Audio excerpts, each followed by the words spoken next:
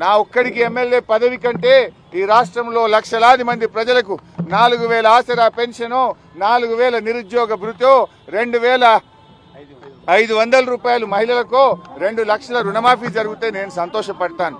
5 ఏళ్లు నాకు పదవిలో లేకపోయినా కూడా రాష్ట్ర ప్రజలకు మేలు జరిగితే నాకు అంతకంటే ఆనందం ఇంకోటి ఉండదు. అందువల్ల నేను రాజకీయాలకు అతీతంగా స్వచ్ఛందంగా ముందుకొచ్చాను. నేను స్పీకర్ ఫార్మెట్లో కూడా నా లెటర్ ఇవ్వడానికి నేను సిద్ధంగా ఉన్నా. ఇవాళ నీ డిమాండ్లను ఇవాళ ఇక్కడ ఉండే జర్నలిస్టుల చేతిలోనే నా రాజీనామా పత్రాన్ని పెట్టి వెళ్తా ఉన్నా. స్పీకర్ ఫార్మెట్లో రాజీనామా ఆమోదించుకొని పదవికి దూరంగా ఉండడానికి నేను సిద్ధం. కానీ నువ్వు మరి ప్రజలకు ఇచ్చిన మాట నిలబెట్టుకోవాలని కోరుతా ఉన్నా. 6 గ్యారెంటీలు 100 రోజుల్లో అమలు చేస్తామని బాండ్ పేపర్ల మీద రాశారు. చట్టబద్ధత తెస్తామని చెప్పారు. మొదటి రోజే సంతకం పెడతామన్నారు.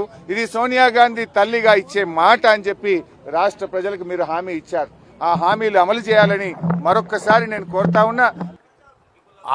ఈ రైతు రుణమాఫీ కాదు, ఇంకేంటి ఒక కండిషన్లు చెప్పి ఇవన్నీ చేసి ఇంత పెద్ద లేఖ రాసుకొచ్చారు. రాజీనామా లేఖ అట్లా ఉండదు.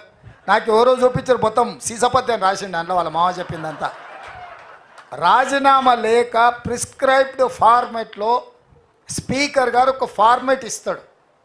దాంట్లో ఒక్క పదము పొల్లు పోయినా ఆ కాగితమే చెల్లదు. మళ్ళీ ఈయన సీసపద్యం అంతా రాసుకోవచ్చండి. సీసపద్యం రాజీనామా పత్రం చెల్తుందా? పెద్ద తెలివి అనుకుంటుండే ఆయన. తాటి చెట్టు లెక్క పెరిగితే కాదు నాయన, మోకాళ్ళలో కాదు అరికాళ్ళకు పోయినట్టు నీ తెలివితేటలు హరీష్ రావు. ఇప్పుడు కూడా నేను చెప్తున్నా హరీష్ రావు, నీ సవాల్ను స్పష్టంగా మేము స్వీకరిస్తున్నాం. 15 ఆగస్టు లోపల 2 లక్షల రూపాయల రుణమాఫీ చేస్తా. నీ రాజీనామా రెడీగా పెట్టుకో. రైతులకు రుణమాఫీ చేయకపోతే మాకెందుకయ్యా అధికారం?